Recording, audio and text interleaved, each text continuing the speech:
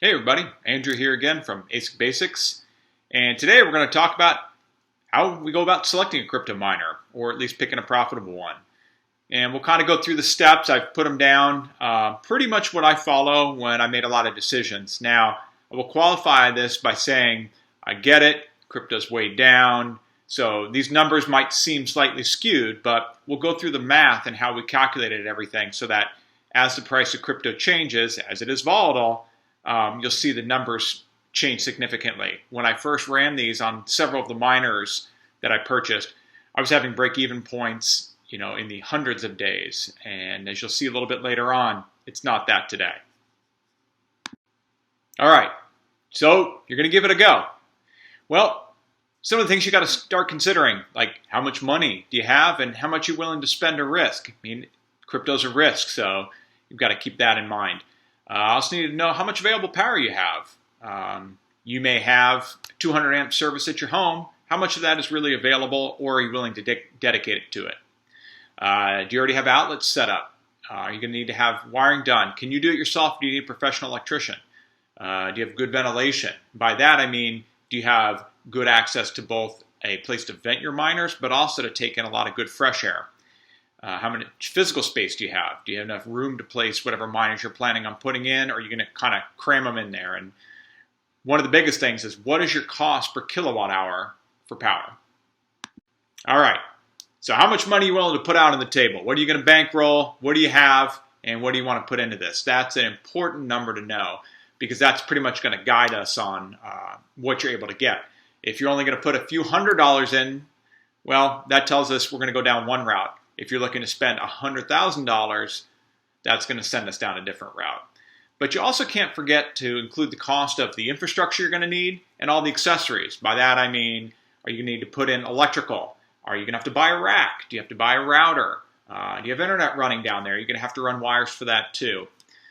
You're going to have all these costs put together, because not only the cost of the miner, but all the capital investments that you make, that's all going to come into calculating your break-even point. And also know, cost is generally related to your performance and profit. You're going to spend a little bit more, you're going to be able to make a little bit more, because you'll get the newest generation, which are the most efficient. All right, now how much available power do you have? Now, I would say if you're not comfortable with this, I would definitely consult an electrician, have them come in and kind of do an assessment on your load center. Now, if you're doing it in your residence, for example, the amount of available power in there is generally calculated by an electrician when you're first doing construction. And they're going to take into account a lot of things like fixed appliances, your heating, cooling, number of GFCI circuits that you have to have, the square footage of your home, amount of branch lighting circuits you have, and other types of incoming circuits. You never want to load more than 80%, and you never want to have too many circuits in your main panel without being able to split them out to a sub. A lot of that's going to be very specific type of wiring, depending if you're running it underground, overhead, in the wall, etc. So essentially at this point, I would say if you're uncomfortable with it and you're going to add more than one breaker, definitely get an electrician to come in and do a load analysis on your main panel. All right, so we know we have enough power available, so what next? Well, do we already have the outlets wired? Are going to need the wiring done. So wherever we decide we're going to put those miners, do we have electrical there? Well, if not, we need to start planning on, are we going to run 120 or 240? Now, most of your accessories are going to run off 120, so just assume you're going to need at least one 120 circuit there. But if you need 240, you're going to have to start considering where your sub panel is or where your main panel is. How long of a run is it going to take to get there? You could say, if you're going to have multiple miners, I'm going to put a sub panel there. But now you're going to have an electrician wire up a sub panel and run larger wiring. Now, the costs are going to be anywhere from $250 to I can't tell you how much. Reason for that is it's going to depend on the length of the run. It's going to depend on your gauge of wire. Are you just running a single circuit for 10 gauge or 12 gauge, or are you going to do a home run for a sub panel where you're going to run 6 or 8 gauge? Number of outlets you're going to put in per circuit, and if you're going to run it, if it's a open wall where you can run it in there, or if you're going to have to do conduit for protection to stay within code. Now, most importantly, when we get into the summer months, we want to know if we have good ventilation. And basically that's defining, do we have enough fresh air coming in and a very good way to exhaust all the hot air out of the facility. So essentially, most people do it in residence, and what you're looking for is a good-sized window. You want to be able to vent all your miners' exhaust out that window. You don't want any of it recirculating inside the room. You want to try to put the exhaust as close as you can to the window, so depending on where you set up, can you get them right by the window? And as that's going to really aid in cooling, you're not going to start heating up the vent and heating up the ducting, which is going to heat up the air around it as well. So what's the ambient temperature before mining? Are you in a basement where it's already nice and cool? Are you going to try to squeeze it in the attic? And then do you have plenty of fresh air, which is air coming in from the outside? What you don't want to do is have a completely sealed room except for your exhaust, and your miners sit there sucking up all your AC in summer. So you want to make sure that you've got an open window nearby. I try to crack windows in the area in my basement that I'm running it. So if I have an 8-inch exhaust going out, I generally have 2 to 3 times that amount of square area of the 8-inch exhaust of fresh air incoming.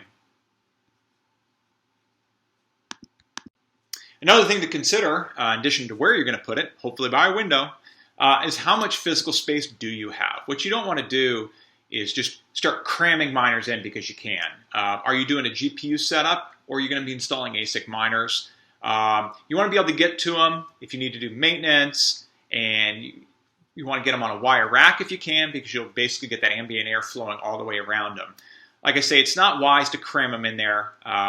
They're just going to get dirty, they're going to overheat, and it's going to be very difficult to get in there and do any type of maintenance if you want to do that. A very important thing to consider is, what is your cost per kilowatt hour for power? Now, a lot of residential, it can be fairly expensive, versus a lot of commercial or business, it can be fairly cheap. So knowing your cost per kilowatt hour is really needed to calculate your potential profit margin and your break-even point. Something to consider, your kilowatt hour may be 10 cents per hour, but in some areas, as your use increases, so will your cost.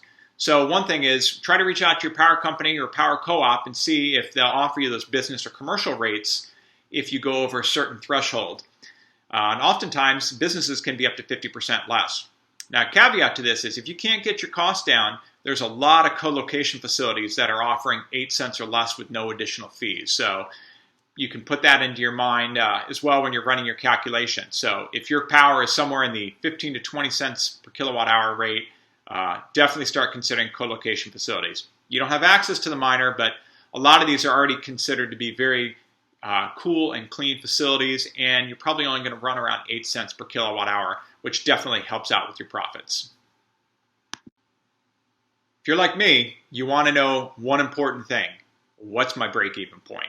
Now, with crypto being ever volatile, that's changed significantly. I think the very first break-even point calculation I ran it at 103 days when I bought my first L3. And I wound up meeting that within a day or two. But that's something important to consider. And it's actually often confused with return on investment. Now, if you go on Reddit and use them interchangeably, you'll have a lot of people that will angrily disagree and call you out. They're close. They're used for something slightly different, however. So break even is when your total fixed costs are essentially recaptured, and that's measured in time. And I usually measure it in days. And that's essentially when the investment you put into your miner is paid off. Now, your break-even cost is your fixed cost, let's say the cost of the miner and any infrastructure, divided by your revenue daily minus your variable cost daily. So that's going to be your income minus your electricity. Now, ROI, that's going to be an approximate measure of your profitability in a percentage format. So it's taken at a point in time to calculate your ideal payback period. So it's going to be your total revenue minus your total variable costs divided by that initial cost. So if I measure it 25 days out, the amount of revenue I made in 25 days minus my variable cost for those 25 days divided by my initial cost of investment. All right, to calculate the break even, we need to know our fixed costs. So we'll start with that. So let's say I was one of the lucky ones that bought a L7 from Bitmain for $12,500 before everybody started scalping and jacking the prices up. I spent $500 on shipping, $3,000 on any taxes and tariffs. $500 to install one dual outlet specifically for it. So my fixed cost for this is $16,500. Next, we're going to go ahead and calculate our revenue and variable costs. We'll do that per day. So an L7 is running at 9,500 megahash per second, roughly. So at the current rates, at profitability as of today, that's only $3.80 per 1,000 megahash. Probably about half of when I first purchased it. Now that means our revenue is going to be $3.80 times 9.5, so that's $36.10 per day. That's my revenue. My variable costs, I'm just going to use power. We could start calculating in the percentage of internet that I use, but that's so minimal, so for simplicity's sake, I'm just sticking with power. Now, we go ahead and we use 3,250 watts per hour, 24-hour day, that's 78 kilowatt hours. Our electricity costs at here, about 10 cents per kilowatt hour. So our variable costs are going to be the 78 kilowatt hours times 10 cents, or $7.80 per day.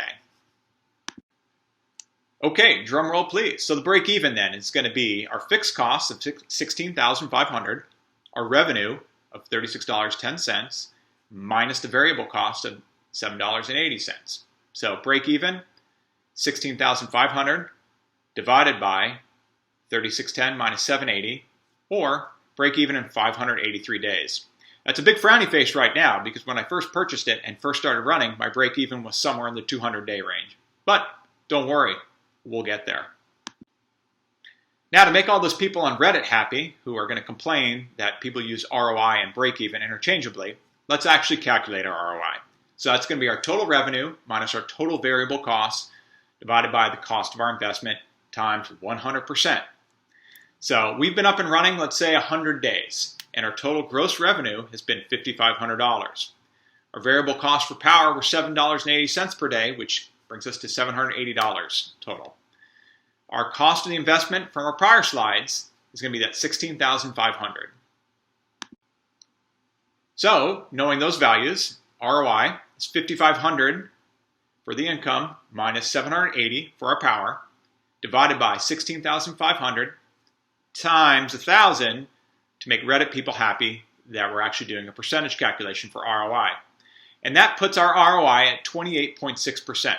So what that tells us is after 100 days of running this, we've recaptured 28.6% of our initial investment.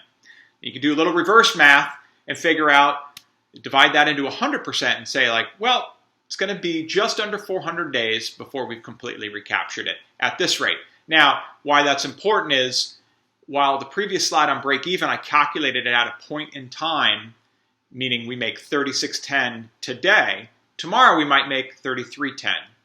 Next week we might make 3910. So this is actually good because it's showing the actual amount of money that we've received, so we get a better picture of what our return on investment is, and then from that we can calculate when we think we'll have that paid off. So it's really good to have both of those numbers when figuring out which miner you want to get into.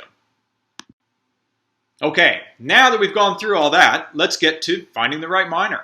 So I like to compare apples to apples. Now, not all miners are equal, but hash rate is hash rate.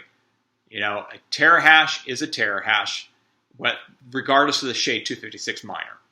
And it really boils down to profitability per hash rate. So what we're looking for is we want to find the type of miner that has a great profitability per hash rate with the electricity calculated in. You can't forget about that. You may see the best miner on the planet at a super cheap price, but if it's not profitable after electricity, there's 0 point in getting that. We also want to consider how much available power we have. So what we don't want to do is buy a lot of little miners that eat up a lot of power for a little cost when I could have bought one miner for more money that only used up one of my power slots. And one situation comes to mind is with the L7 and L3. Now an L7 essentially replaces anywhere from 15 to 20 L3s, but it only uses the power of about 4 L3s. So if I went out and bought 20 L3s, I'm going to have to take 5 times as much power than if I had just purchased 4 of the L7s. And at the end of the day, it's really about your break-even point, right? When am I going to get my money back? When is everything paid off? One number you hear people talking about is what's the cost per hash rate. Now, this doesn't really calculate at all into your profitability. This is really just a base number so you can see what kind of deal you're getting per hash rate. So essentially all you're going to do is you're going to take the miner, the cost for the miner, and divide that into the terahash. So with SHA-256 miners, you hear it a lot. People say, hey, I've got miners available for $50 a terahash. And that's all essentially you're doing here. When you're starting to deal with something like L7 or L3 using the mining script, I do it in the 100 mega hash. All right, so now we're going to search for the best profitability in hash rate. So hash rate's that consistent measure of income. So we're going to go ahead and take a snapshot in time today, June 13th, 2022. Terrible day for crypto, terrible day for the markets, but that's what we're doing. So right now at Bitcoin, you're earning about, and this is earning, meaning not taking into account any type of electricity or other fact. This is just sheer income, about $1 per 10 terahash. If you're merge mining Litecoin and Doge, you're earning about 38 cents per 100 mega hash. And Ethereum, just to represent it, you're earning about $1.52 per 100 mega hash. So let's look at 4 different miners and see what we've got, the same ones from before. We'll stick with our S19 100 terahash. If we're earning $1 per 10, that means we're making 10 a day. We'll look at the S17 Pro, 59 terahash. That's earning us $5.90 per day, right? Nice head math. The L7 9500 mega hash, that earns us $36.10 a day. And the good old reliable L3 Plus, running at 504 mega hash, that's earning us $1.92 a day. So to find the profitability for each of those units, we're going to have to calculate in our variable costs, in this case, the power of each of the miner. So we're going to go ahead and assume that we're using 10 cents per kilowatt hour. I know it varies, but it makes for real simple head math, and that's what I'm paying too. So we look at the S19 100 terahash. We can see it uses 3,250 watts or 78 kilowatt hours per day. That equates out to, head math, $7.80 total per day. The S17 Pro 59, that's using 2,250 watts or 54 kilowatts per day. So that's $5.40 total per day. The L7 uses the same as the S19, so that's going to be $7.80 per day. And old reliable, our diesel engine, the L3 Plus, that uses 750 watts or 18 kilowatt hours per day. And as you can see, it used $1.80 per day, but when you start looking at cents per 100 mega hash, it's way up there. And that kind of comes into play when I mentioned earlier, you need to take into account your available circuits as well. All right, now that we've got all the numbers, we're going to go ahead and calculate the break-even point of these 4 miners. So once again, to revisit it, break-even's our fixed cost, which was the cost of the miner, divided by our revenue or income daily minus our variable cost daily. So once again, as of the 6/13/2022, a day that will live in crypto infamy, the S19, we've got $6,000 cost, and then our revenue is 10 minus 780 variable costs. So that's basically $6,000 over a profit of $2.20 per day. That puts our break-even point 2,727 days away. The S17 59 terahash is a whopping 5,000 days. Our L7, now, even with the depressed market, still just 671 days, which actually isn't a bad investment if you think about it. And the diesel engine, L3, we're at 3,500 days. I hope you found this video useful. Please visit asicbasics.com. Go ahead and subscribe and follow me on YouTube, and feel free to hit me up with any questions, comments, or videos or information you'd like to see.